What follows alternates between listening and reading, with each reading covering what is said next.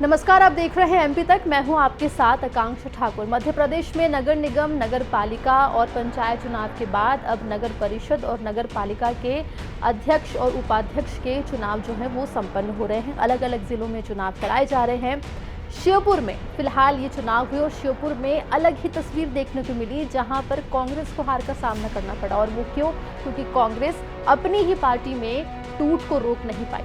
तमाम बाड़ाबंदी और तमाम तरीके के जो रणनीति थी वो यहाँ पर कांग्रेस की फेल होती दिखाई दी, जहाँ पर कांग्रेस की जीती हुई पार्षद अंत में जाकर बीजेपी में शामिल हो गई और इसकी वजह से जो नगर परिषद के जो अध्यक्ष का जो कुर्सी है वो कांग्रेस के हाथ से निकल गई। आपको बता दें कि मध्य प्रदेश के श्योपुर जिले में 3 नगरीय निकायों में बीजेपी ने कब्जा कर लिया है। कांग्रेस पार्टी को चारों खाने चित कर दिया है। अध्यक्ष और उपाध्यक्ष पदों के चुनाव में जहां श्योपुर नगर पालिका परिषद के अध्यक्ष पद पर कुछ घंटे पहले ही, यानी कि चुनाव से कुछ घंटे पहले ही कांग्रेस छोड़कर बीजेपी में शामिल हुई रेणु सुजीत गर्ग ने कुल 23 वार्ड पार्षदों के वोट जो थे उसमें से 14 वोट जो है उन्होंने हासिल किए।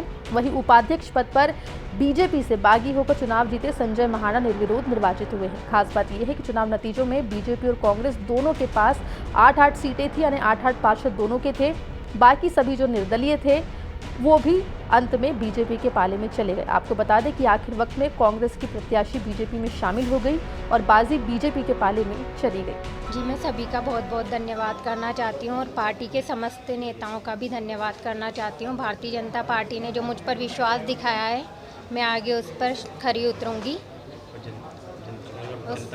समस्त जनता के विश्वास पर भी खरी उतरूँगी। ये भी बता दें कि श्योपुर में 7 निर्दलीय पार्षद दोनों ही पार्टी के लिए अहम कड़ी बने रहे। लंबी खींचतान और बाड़ाबंदी के बीच कांग्रेस से जीती पार्षद रेणु सुजीत राठौड़ ने बीजेपी का दामन थाम लिया और बीजेपी ने निर्दलियों को अपने पक्ष में कर लिया और बाजी जीत ली। माना जा रहा है कि बीजेपी ने कांग्रेस को यहाँ पर पटखनी दे दी है और जिस तरीके से नगर निगम के चुनावों में बीजेपी को हार का सामना करना पड़ा था, 16 से 9 के आंकड़े पर बीजेपी सिमट गई थी। उसके बाद से बीजेपी ने अपनी रणनीति बदली और जिसका जो रिजल्ट है वो ये रहा कि यहाँ पर कांग्रेस को हार का सामना करना पड़ रहा है। अब देखना होगा 2023 के लिए बीजेपी और क्या रणनीति लेकर आती है और कांग्रेस कैसे उस रणनीति का काउंटर करती है।